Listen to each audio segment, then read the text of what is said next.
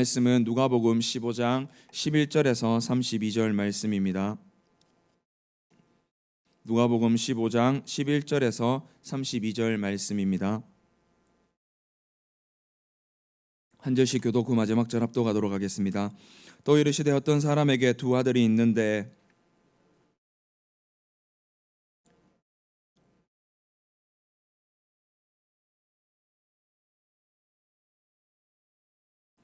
그 후에 며칠이 안 되어 둘째 아들이 재물을 다 모아가지고 먼 나라에 가 거기서 허랑방탕하며 그 재산을 낭비하더니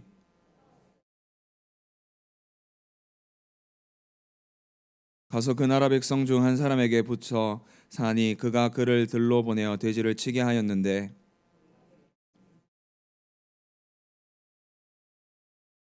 이에 스스로 돌이켜 이르되 내 아버지에게는 양식이 풍족한 품꾼이 얼마나 많은가 나는 여기서 줄여 죽는구나. 내가 일어나 아버지께 가서 이르기를 아버지 내가 하늘과 아버지께 죄를 지었사오니 지금부터 아버지의 아들이라 일컬음을 감당하지 못하겠나이다. 나를 품꾼의 하나로 보소서 하리라 하고 이에 일어나서 아버지께로 돌아가니라. 아직도 거리가 먼데 아버지가 그를 보고 측은히 여겨 달려가 목을 안고 입을 맞추니 아들이 이르되 아버지 내가 하늘과 아버지께 죄를 지었사오니 지금부터는 아버지의 아들이라 일컬음을 감당하지 못하겠나이다 하나 아버지는 종들에게 이르되 제일 좋은 옷을 내어다가 입히고 손에 가락지를 끼우고 발에 신을 시키라. 그리고 살찐 송아지를 끌어다가 잡으라. 우리가 먹고 즐기자.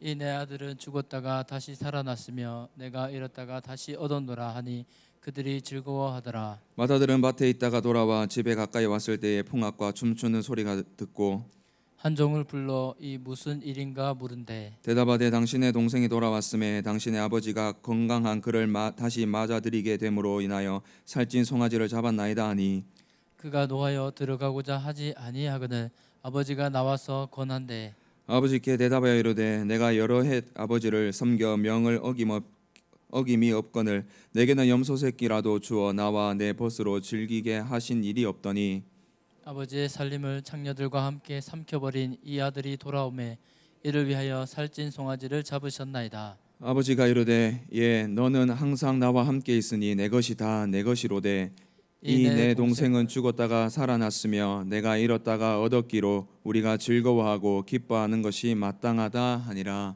아멘. 오늘 본문의 말씀은 너무나 잘 알고 있는 탕자의 비유입니다.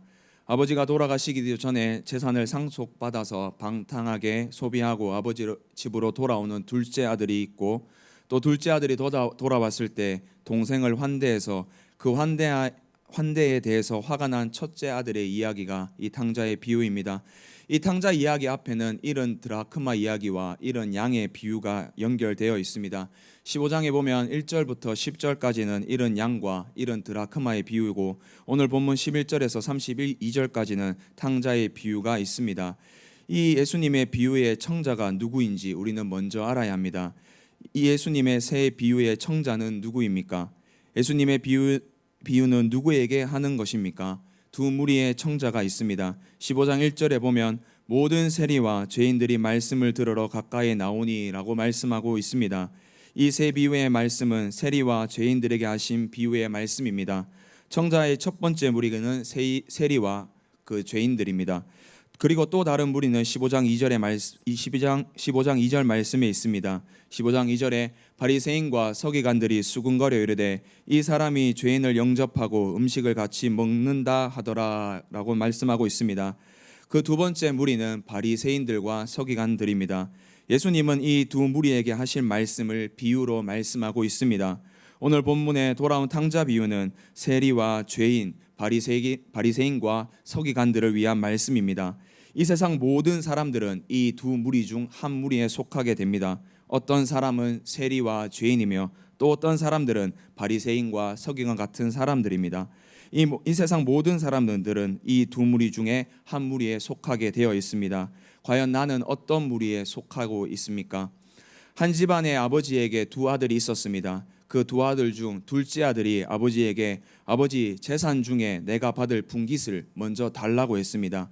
이 당시에 아버지가 재산이 있으면 장자는 3분의 2를 가지게 됩니다. 그리고 남은 3분의 1을 나머지 자녀들이 가지게 됩니다. 이 나머지 3분의 1을 자기 둘째 아들 것이니 아버지에게 달라고 말을 하고 있습니다. 정말 무례한 아들입니다. 불효막심한 아들입니다. 아버지가 돌아가시지도 않았습니다. 그런데 유산을 지금 달라고 하는 거 있는 것입니다.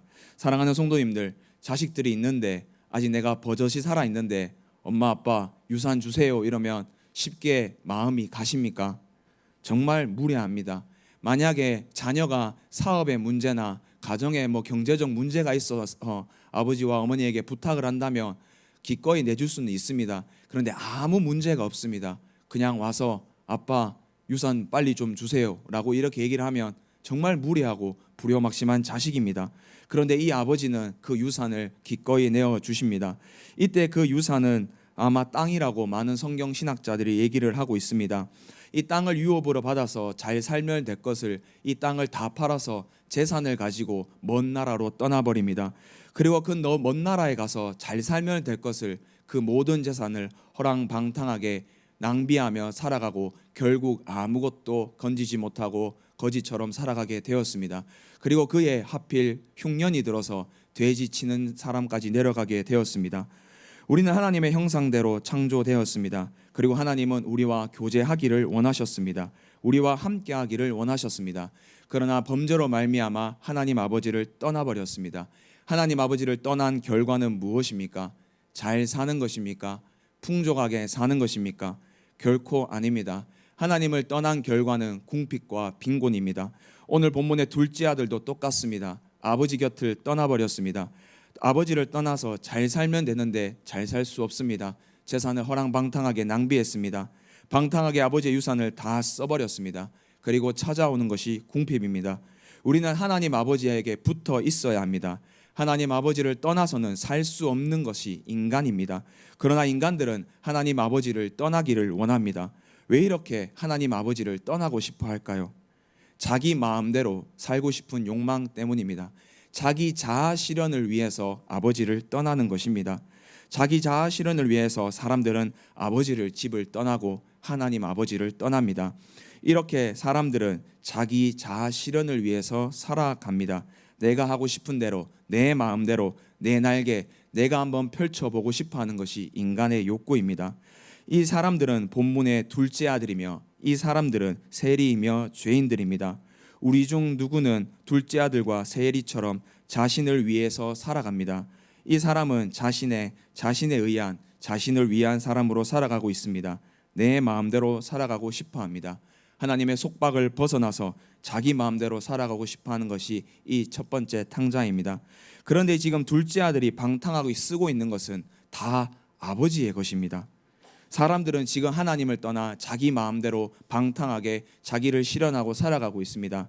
지금 내가 가지고 있는 시간, 재물, 생명 모든 것을 내 것으로 생각하고 방탕하게 쓰고 있지만 실상 이것의 주인은 하나님이십니다. 내 것이 아닙니다.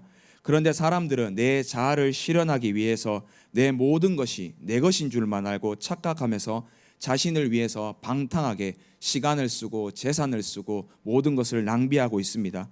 내 자아 실현을 위해서 내 욕구를 채우기 위해서 하나님이 주신 모든 것을 내 것처럼 내 마음대로 쓰고 있습니다. 혹시 내 모습 속에 이런 모습은 없습니까? 예수님을 믿고 진짜 내 모든 것이 하나님의 것으로 여기고 내 시간, 내 재산을 하나님을 위해서 쓰고 계십니까? 아니면 여전히 내가 가지고 있는 것을 내 것으로 생각하고 나를 위하여서 방탕하게 사용하고 계십니까? 내가 만약 내 모든 것을 나를 위해서 방탕하게 사용하고 있다면 지금 나는 둘째 아들, 첫 번째 탕자처럼 살아가고 있는 것입니다.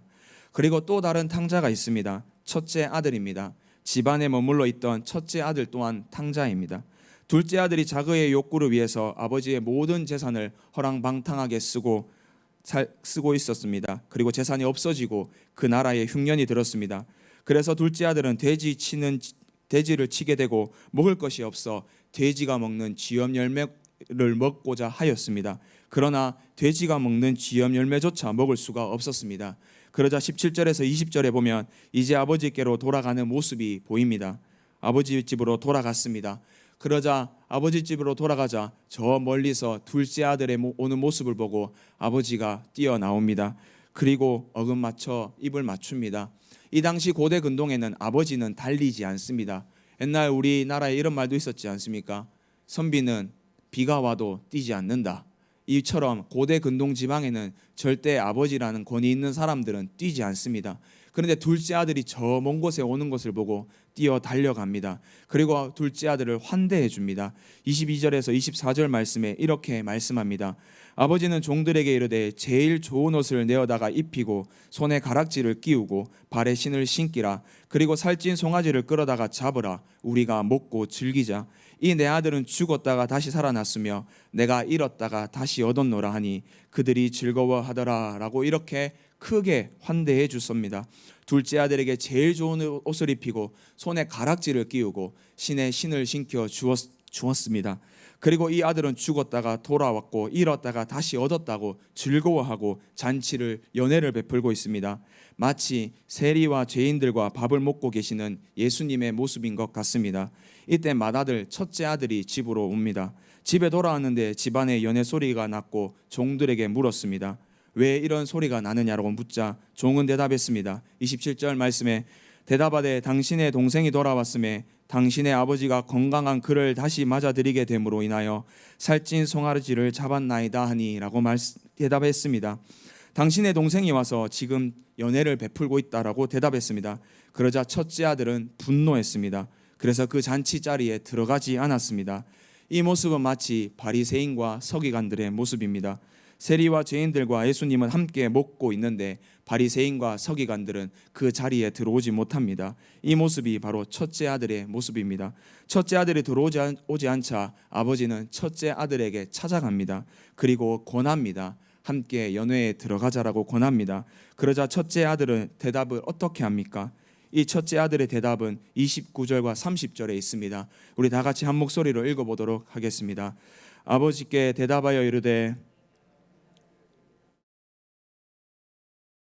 내게는 염소 새끼라도 주어 나와 내 벗으로 즐기게 하신 일이 없더니 아버지의 살림을 창녀들과 함께 삼켜버린 이 아들이 돌아오매 이를 위하여 살찐 송아지를 잡으셨나이다. 이렇게 대답했습니다. 나는 아버지의 명령을 한 번도 어긴 적이 없습니다. 그런데 내게는 아무것도 해주지 않았으면서 아버지의 재산을 모두 탕진한 저 아들에게는 왜 송아지를 잡아줍니까? 라고 대답합니다. 분노합니다. 지금 첫째 아들이 화가 난 이유는 무엇일까요? 재산을 탕진한 동생이 돌아온 거 기분이 좋지는 않을 수 있습니다. 그런데 동생 돌아왔지 않습니까? 그런데 뭐가 그렇게 첫째 아들을 분노하게 했을까요? 재산 때문입니다. 지금 아버지가 둘째 아들에게 환대하게 대접해 준 것 모두 첫째 아들이 받을 유산입니다. 그 재산입니다. 그런데 왜 둘째에게 유산 주고 내가 받을 유산마저 저 둘째 아들을 위해서 쓰고 있느냐라고 말하는 것입니다. 쉽게 말해서 내 돈 왜 당신 아들한테 쓰냐라고 대답하는 것입니다. 그래서 이 아버지는 31절에 이렇게 말했습니다. 내 것이 다 네 것이다라고 대답하는 것입니다. 얘가 와도 얘가 받을 유산은 없다. 다 네 거다라고 얘기를 하는 겁니다. 이 첫째 아들도 탕자입니다. 첫째 아들의 탕자의 모습은 자기의 도덕적인 삶과 종교적인 삶으로 재산을 받으려는 욕망이 이 탕자의 삶입니다. 결국 둘째도 첫째도 아버지의 재산이 목적입니다. 다만 둘째 아들은 자신의 자아 실현을 위해서 욕망을 위해서 재산을 탕진하였고 첫째 아들은 자신의 도덕적인 삶으로 그 재산을 받으려고 하는 것입니다. 첫째 아들은 아버지의 명령을 하나도 어기지 않은 것은 재산 때문이지 아버지이기 때문이 아니었습니다. 내가 아버지의 명령을 단 한 번도 어긴 적이 없는 이 도덕적인 삶을 통해서 재산을 당연히 받아야 한다는 이 욕망에 사로잡힌 것이 첫째 탕자였습니다. 바리새인들과 서기관들도 똑같았습니다. 자신들은 천국에 들어간다고 합니다. 왜냐하면 율법을 잘 지키기 때문입니다. 그러나 저 세리나 죄인들은 지옥의 불쏘시개입니다. 천국에 들어가지 못합니다.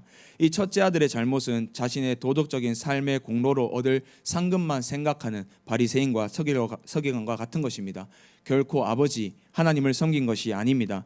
29절에 보면 아버지를 섬겨라는 말이 있습니다. 여기서 섬겨라는 뜻은 둘류오라는 헬라어 단어입니다. 이 단어는 둘로스의 어원이 됩니다. 노예의 어원입니다. 이 첫째 아들은 아버지를 섬기는 것이 아니라 내가 노예처럼 아버지께 일했다고 합니다. 내가 노예처럼 일했으니 당연히 아버지 재산의 대가를 받아야 한다고 말합니다. 아버지를 섬긴 것이 아니라 아버지의 재산을 섬겼습니다. 우리의 모습에 이런 모습은 없습니까? 또 우리 첫째 아들은 너무나 교만합니다. 도덕적 종교적 우월감 때문에 교만하게 된 것이 첫째 아들입니다. 첫째 아들은 지금 연회장에 들어오지 않습니다. 그런데 아버지께서 직접 나와서 권합니다. 여기서 나와서라는 단어는 파라갈레오라는 헬라어입니다. 이 단어는 격려하다, 간청하다, 간구하다라는 뜻으로 쓰입니다. 그런데 누가복음에서 특별히 이 단어는 간청하다, 간구하다라는 단어로만 쓰이고 있습니다. 아버지는 첫째 아들에게, 연회장에 들어오지 않은 첫째 아들에게 찾아가서 간청하고 간구하는 것입니다. 함께 와서 먹고 마시자, 나와 함께 하자라고 아버지께서 간청합니다. 간구합니다. 그러나 이 첫째 아들은 들어가지 않습니다. 또 29절에 보면 내가 여러 해 동안 아버지를 섬겨라는 말씀이 있습니다. 근데 여기서 아버지를 섬겨해서 아버지라는 단어는 헬라어로 소이라는 단어입니다. 이 소이라는 단어는 너에게라는 단어입니다. 아무리 화가 나도 그렇지 아버지에게 어떻게 너를 섬겼다, 너에게 섬겼다, 이런 말은 할 수 없는 것이 아들입니다. 그런데 이 첫째 아들은 아버지에게 내가 너를 섬겼다라는 이런 말을 하고 있습니다. 너무 교만합니다. 우리 부모님 우리에게 해주신 사랑을 생각하면 부모님의 사랑 다 갚을 수 있습니까? 다 돌려드릴 수 있습니까? 결코 없습니다. 아무리 내가 노력해도 사랑해도 부모님의 그 사랑을 따라갈 수 없는 것이 자녀의 사랑입니다. 갚을 수 없습니다. 다 섬길 수 없습니다. 부모님을 생각하면 못 섬긴 것이 죄송한 것뿐입니다. 그러나 이 첫째 아들은 잘 섬겼답니다. 내가 다 했답니다. 너무 교만하지 않습니까? 자신의 도덕적 우월감이 재산을 탐하게 되었고 자신의 도덕적 우월감이 마음이 교만하게 되어서 아버지를 너라 부르고 다 섬겼다고 말하는 것이 이 첫째 아들입니다. 그리고 30절에 보면 이 아들이라고 말합니다. 자신의 동생이라고 얘기를 하지 않습니다. 아무리 동생이 잘못해도 그렇지 아버지에게 네 아들이 라는 말은 쉽지 않은 말이지 않습니까? 저도 동생이 있습니다. 동생이 있는데 동생이 아무리 잘못하고 집에 와도 어머니에게 엄마 그래도 동생한테 밥을 이렇게 차려주는 거 아니지 않나 라고 이렇게 얘기하지, 엄마 네 아들이 밥을 저래 차려주는 게 말이 되나 라고 얘기는 하진 않습니다. 지금 이 첫째 아들은 너무나 교만하고 방자하기 이를 데 없습니다. 너무나 무례합니다. 하박국 2장 4절에 보면 이런 말씀이 있습니다. 보라 그의 마음은 교만하며 그 속에 정직하지 못하나 의인은 그의 믿음으로 말미암아 살리라 라고 말합니다. 여기서 그의 마음은 교만하여 라고 말해서 교만하여라는 단어는 히브리어로 아팔이라는 단어입니다. 이 단어는 치켜 오르다, 부풀어 오르다라는 뜻입니다. 교만은 치켜 오르고 마음이 부풀어 오르는 것입니다. 이것이 한국어로 너무 잘 번역되어 있습니다. 간땡이가 부은 것입니다. 간이 부은 것입니다. 교만한 마음은 부풀어 올라서 치고 올라갑니다. 누구에게까지 올라갑니까? 하나님에게로까지 올라갑니다. 교만은 하나님 더 위로 올라가려고 합니다. 선을 넘는 것입니다. 오늘 본문의 첫째 아들이 그러하지 않습니까? 아버지에게 너라고 하며 동생을 네 아들이라고 말하며 이 첫째 아들의 마음은 교만하여 부풀어 올라서 아버지의 머리 위까지 올라가 있습니다. 교만 방자한 아들입니다. 자신의 살아온 도덕적 우월감이 교만 방자한 아들로 만들어버렸습니다. 이것이 두 번째 탕자 첫째 아들입니다. 바리새인과 서기관 같은 사람들입니다. 집안에 있었으나 탕자였던 첫째 아들은 하나님을 믿고 하나님 안에 있었다고 믿었지만 결국 교만 때문에 하나님 안에 있지 못하는 탕자가 바리새인과 서기관 같은 사람들입니다. 바리새인과 서기관들은 이 탕자의 비유를 들었을 때에 듣고 둘째 아들이 집에 돌아왔을 때에 어떤 생각을 했어야 할까요? 자신들의 조상을 생각해야 할 것입니다. 애굽에서 400년의 종살이를 했습니다. 그러다가 가나안 땅으로 하나님께서 인도하여 주셨습니다. 하나님의 율법과 말씀에 순종하라고 그렇게 얘기를 했는데 그 조상들은 섬기지 않아서 바벨론의 70년의 포로 생활을 했습니다. 그러나 하나님은 다시 가나안 땅으로 돌아오게 해 주셨습니다. 우리가 일제강점기 때 많은 박해를 받았습니다. 그래서 그런지 식민지를 당한 나라를 생각하면 참 아련하고 같은 마음을 품고 있습니다. 바리새인과 서기관들이 이 말씀을 들었을 때 맞다, 우리 조상들도 하나님을 떠났다가 돌아옴을 받았지라는 생각을 했어야 합니다. 그런데 그런 모습은 보이지 않습니다. 교만함 때문입니다. 나의 도덕적으로 종교적으로 우월하다는 그 교만함 때문에 이 말씀들을 공감하지 못합니다. 남을 정죄만 하는 것이 이 첫째 아들과 바리새인과 서기관들입니다. 우리들 모습에 이런 모습은 없습니까? 나의 도덕적 우월감과 나의 공로 때문에 나의 마음이 부풀어 올라서 하나님 머리 위에 나의 모습은 없을까요? 나의 도덕적 우월감과 종교적인 우월감 때문에 남을 정죄하지는 않습니까? 부디 없기를 소망합니다. 이 이야기의 끝은 결과가 없습니다. 32절의 말씀에 보면 이 내 동생은 죽었다가 살아났으며 내 잃었다가 얻었기로 우리가 즐거워하고 기뻐하는 것이 마땅하다 하니라 라고 이 얘기는 끝납니다. 이 첫째 아들이 잔치 자리에 들어왔는지 들어오지 않았는지는 나타나 있지 않습니다. 사랑하는 성도님들, 우리는 누군가는 자아 실현을 위해서 하나님이 주신 것 방탕하게 살아가는 사람이 있습니다. 또 누군가는 나의 도덕적과 종교적 우월감으로 교만하여서 당연히 내가 상급을 받아야 한다는 사람들도 있습니다. 이야기의 끝은 없음은 결국 두 탕자 모두 하나님이 필요하다는 뜻입니다.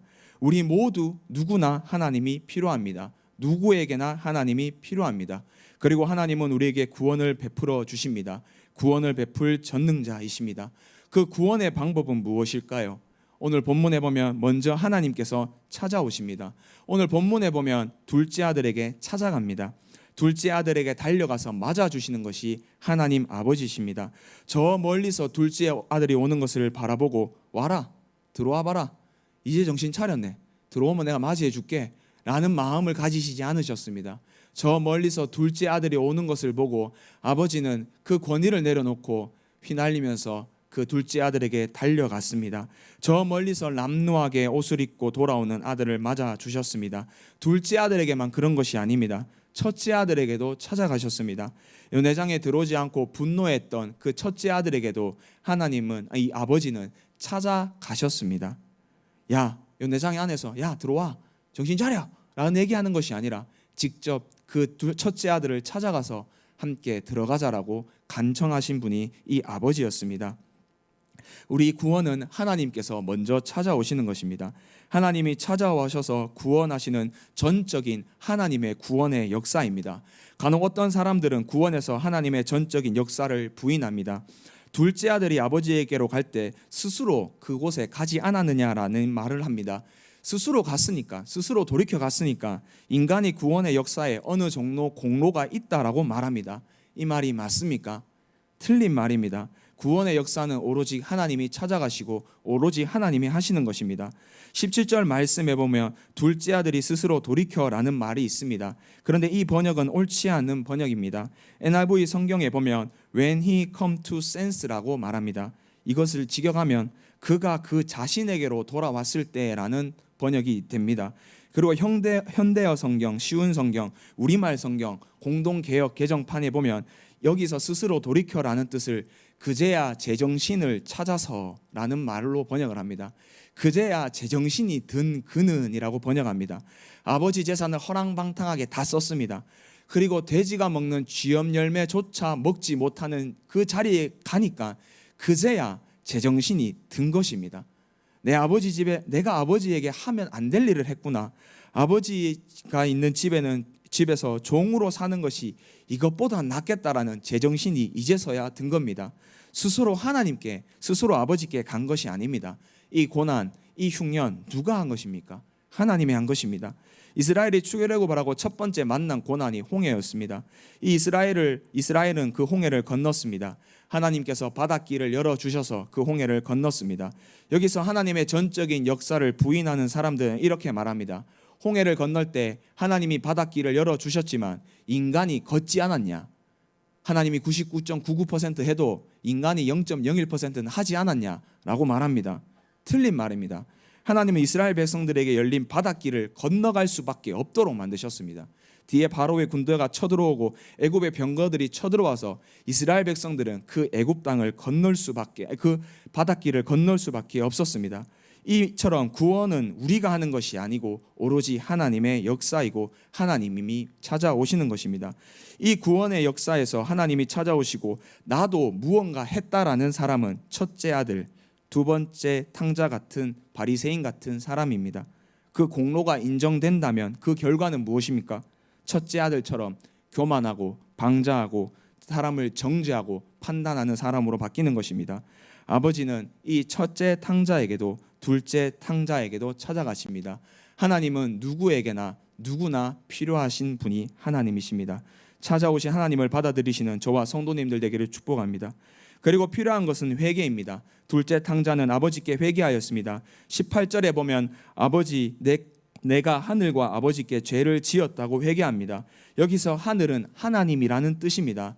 이 탕자는 내가 아버지께만 죄를 지은 것이 아니라 하나님께 아버지께 죄를 지음을 깨달았습니다. 회개는 이렇게 먼저 죄인임을 깨닫는 것입니다. 그리고 깨닫고 그치는 것이 아니라 행동으로 옮깁니다. 아버지께로 돌아갑니다. 그리고 돌아가서 아버지께 죄를 고백합니다. 21절에 아버지를 만나자마자 아버지 내가 아버지께 하늘과 아버지께 죄를 지었습니다 라고 고백합니다. 이것이 회개입니다. 첫째 아들의 회개의 모습은 나타나 있지는 않습니다. 그러나 첫째 아들도 아버지께 돌아오기 위하여서는 회개가 필요합니다. 교만 방자한 이 첫째 아들에게도 그 교만함을 회개해야만 합니다. 그리고 이 예수님 그리스도의 대속의 은혜에 대가 지불이 필요합니다. 첫째 아들이 화가 난 이유는 자신이 받을 유산을 사용해서 저 둘째에게 주었기 때문입니다. 오늘 본문 앞에 보면 잃은 양의 비유와 잃은 드라크마의 비유가 있습니다. 저는 청년 시절에 이 말씀이 정말 이해가 되지 않았습니다. 100마리 양 중에 99 양이 있는데 한 마리를 찾고자 떠납니다. 그러면 99마리의 양은 누가 봅니까? 한 마리보다 99마리의 양이 더 큽니다. 뭐 누구한테 맡깁니까? 인건비도 비싼데. 근데 그 한 마리를 찾아 떠납니다. 목자는. 근데 그 한 마리를 찾아서 가지고 옵니다. 그러면 됐지. 뭔 그렇게 연애를 베풉니까? 찾아서 갖고 오는 돈이 더 듭니다. 도대체 왜 이런지 저는 이해가 되지 않았습니다. 그리고 10드라크마도 똑같습니다. 한 드라크마 찾기 위해서 등불 켜고 집에서 별일을 다 합니다.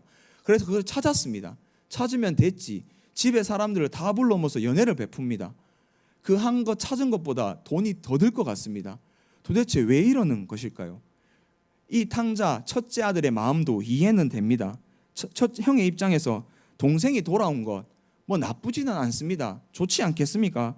물론 형이지만. 그리고 또 이 형이 아버지에게 야 너 네 아들 이런 말한 것 자체는 잘못됐습니다. 그러나 동생이 왔는데 이 동생이 연애를 베풀 정도로 이 둘째 아들이 잘한 것은 아니지 않습니까? 그런데 지금 아버지가 지금 둘째 왔다고 제일 좋은 옷 입히고 손에 가락지 끼우고 신발에 신을 신고 살찐 송아지를 잡습니다. 이해가 되지 않지 않습니까? 도대체 아버지는 왜 이랬을까요? 신분의 회복 때문입니다.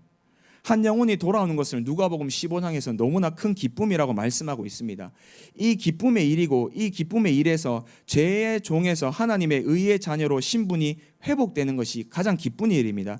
이 신분 회복을 위해서는 대가가 필요하다는 뜻입니다. 둘째 아들은 지금 품꾼의 하나로 받아달라는 것입니다. 그런데 아버지는 아니다. 너는 내 아들이라고 말하면서 그 신분을 회복하기 위해서 좋은 옷을 입히고 손에 가락지를 끼우고 신발에 신을 신기고 연애를 베푸는 것입니다. 사람을 불러 모으는 것입니다. 그래서 이 아들이 품꾼의 하나로 나를 받아달라고 했지만 아니다. 얘는 내 아들이라는 신분을 다시 회복시키기 위해서 그 모든 대가를 지불하신 것입니다. 우리의 신분의 회복에 대가를 지불하기 위해서 누가 오셨습니까? 예수 그리스도가 십자가에 죽으셨습니다. 우리가 하나님의 자녀들이지만 죄로 말미암아 하나님의 자녀가 되지 못하고 죄의 종이 되었습니다. 로마서 6장 17절에 이렇게 말씀합니다. 하나님께 감사하리로다. 너희가 본래 죄의 종이더니 너희가 전하여 준 바 교훈은 본을 마음으로 순종하여 라고 말합니다. 우리는 죄의 종이었다고 사도 바울은 말합니다. 그러나 로마서 6장 18절에 보면 죄로부터 해방되어 의의 종이 되었느니라 라고 말씀합니다.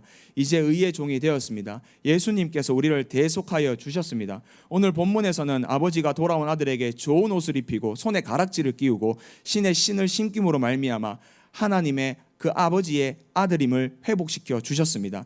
여기서 나의 공로, 나의 노력은 없습니다. 오직 하나님의 은혜이며 하나님의 사랑입니다. 이 탕자의 이야기로 팀 켈러 목사님은 아주 유명한 책을 저술했습니다. 그 책의 제목은 탕부 하나님이라는 책입니다.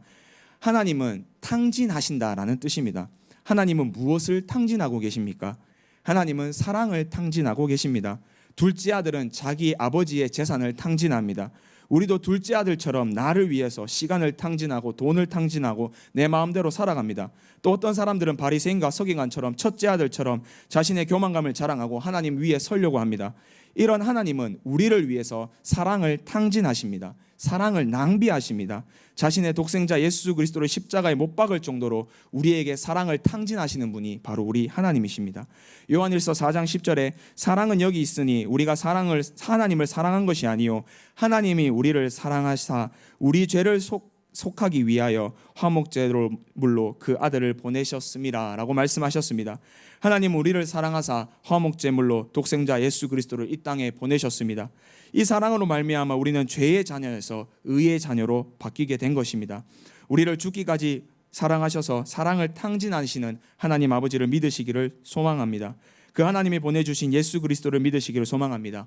그 결과 우리는 죄의 종이 아니라 하나님의 자녀의 신분 회복으로 살아가기를 주님의 이름으로 축복합니다. 말씀을 맺겠습니다. 사랑하는 동성교회 성도님들, 이 탕자의 비유에서 가장 힘든 사람은 누구일까요? 두 탕자의 아버지입니다. 이 아버지의 마음이 어떨까요? 마음이 편안할까요? 마음이 찢어지지 않겠습니까? 둘째 아들은 자기가 죽기 전에 재산을 달라고 합니다. 그런데 재산을 줬는데 허랑방탕하게 쓰고 돌아왔습니다. 그런데 이 돌아올 때 아버지는 저 멀리서도 그 오래된 둘째 아들의 행색을 보고 찾아 달려갑니다. 그 자리에서 매일 기다리지는 않았더라도 얼마나 마음으로 둘째 아들이 오기까지 기다렸겠습니까? 그런데 첫째 아들은 괜찮을 줄 알았는데 첫째 아들은 더 한없이 아버지의 마음을 아프게 했습니다. 이때 첫째 아들은 괜찮을 줄 알았지만 똑같이 재산을 바라고 있습니다. 아버지의 마음은 눈꼽만큼도 알아주지 않는 것이 아들이었습니다. 이 마음은 하나님 아버지의 마음입니다.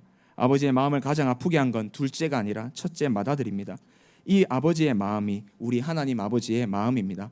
사랑하는 성도님들, 우리가 둘째로 돌아왔다가 첫째로 살아가지는 않습니까?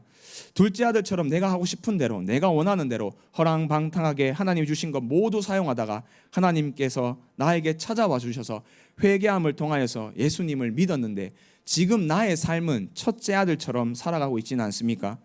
그렇다면 우리는 하나님의 마음을 또 아프게 하고 있는 것입니다. 하나님의 마음을 알면서 신앙생활하기를 축복합니다.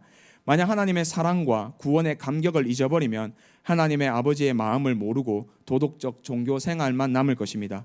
하나님의 사랑과 구원의 감격을 잊어버리면 하나님 아버지의 한 영혼을 향한 마음은 모르고 오직 내가 한 공로만 인정받고 싶어 합니다. 그 결과 첫째 아들처럼 교만하여서 아버지의 마음은 모르고 남만 정죄한 결과 있을 뿐입니다.